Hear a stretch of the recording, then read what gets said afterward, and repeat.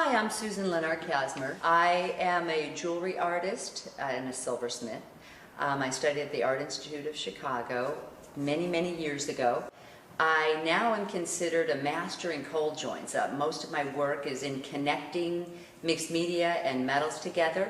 I recently am an author of a book called Making Connections, a handbook for jewelers and mixed media artists. Jeweler's saw is a tool that's very important for metal workers, and it's a tool that I find many people struggle with. It's the only way that you would be able to cut on the inside of a sheet of metal. So that's done a lot. It can make your work more intricate. In doing it properly, you have less cleanup. I'm going to show first off on how to load the jeweler's saw. This is an 8-inch throat on my jeweler's saw. There's 3 different sizes. I like using this size just to make sure that I can, in case I do a larger sheet of metal, I can get all the way inside of it and make my turns appropriately. So to start with, these are the blades that fit into the jeweler's saw. They come in a bundle of a dozen. And when you pull it out, you just kind of want to unravel the thin wire that's on the outside, and it should loosen things up, so you should be able to pull your blades right out of here. My blade, I want it to be nice and smooth when I brush my hand downward, and very jagged, almost as like petting your cat, where if you pushed backwards it would be really jagged. So I'm going to face this upward toward me, and I'm going to open up my first screw, and right in between I'm going to insert the blade and tighten it in. Now what I want to do is I want to buckle this piece towards the bottom. I want to buckle this as close as I can to make my saw blade be nice and tight and secure. So I'm going to lean into my piece while pulling it towards me at the same time. And then I'm going to close this up, and you should be able to hear a beautiful sound of music if you're doing it right.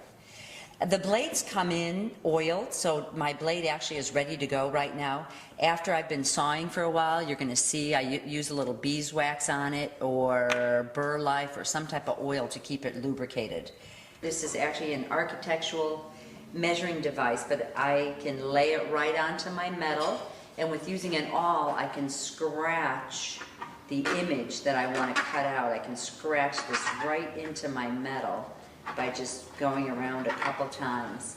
This actually is a pretty good system because this can be sanded out later, but if I do hit right on the line, it's not even going to be necessary to sand it. If I find I scratch this on here with a marker or with a pen, by the time I finish getting this cut out, the image will be erased. So once I have my image marked on here, now I'm going to move over to cutting my piece out. So here I'm going to come in from the side. I want to lay my nail right on the side of where I want to bring my saw blade into, and I'm just going to start very slowly going up and down until I catch.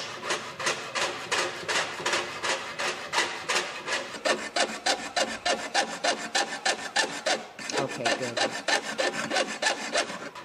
One of the most important things that I've found in working with tools and working with metal is to let your tool do the work. And I can't emphasize this enough. If you think about metal as being one of the strongest elements that we have here on Earth, you're really going to need a strong tool rather than stronger muscles.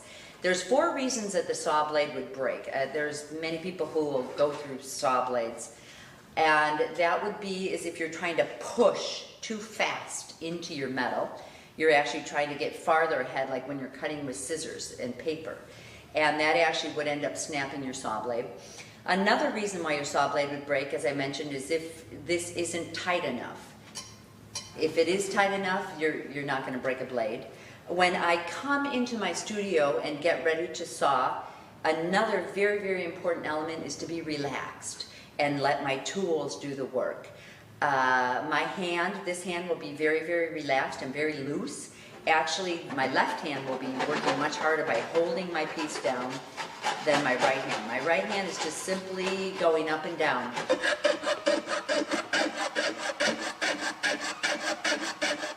There's one other reason that the blade would not be that the blade might possibly break. This is actually a size 1 blade that's in here, and you always want your blade to fit, your sheet metal to fit right in between the 2 teeth.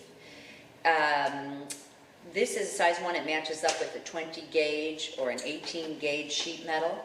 If I have too large of a gauge or too small of a gauge, too small of a gauge works better, but if it's too large of a gauge, I might end up breaking my saw blade. The smaller the size of your blade, the less filing you'll have to do later down the line. This sound is very, very important. You always know if you're using your jeweler saw appropriately is by the sound. It should sound beautiful, not scratching, not catching.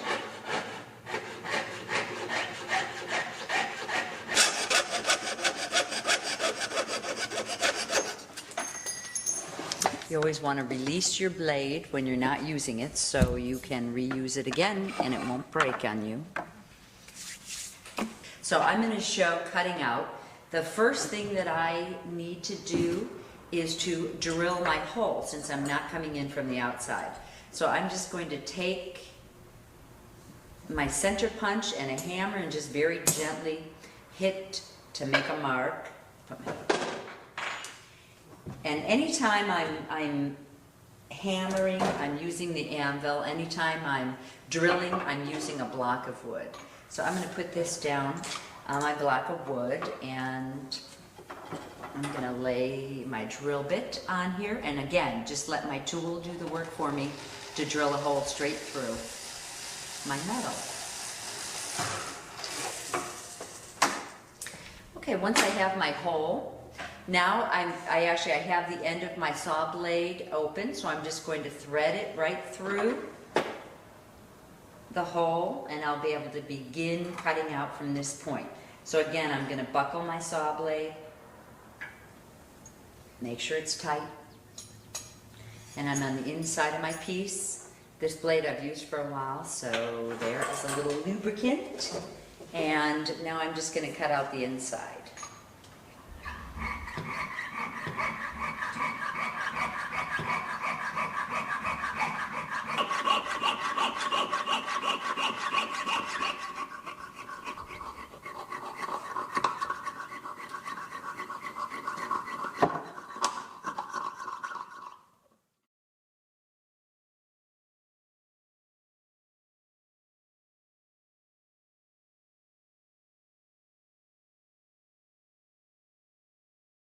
Thank you.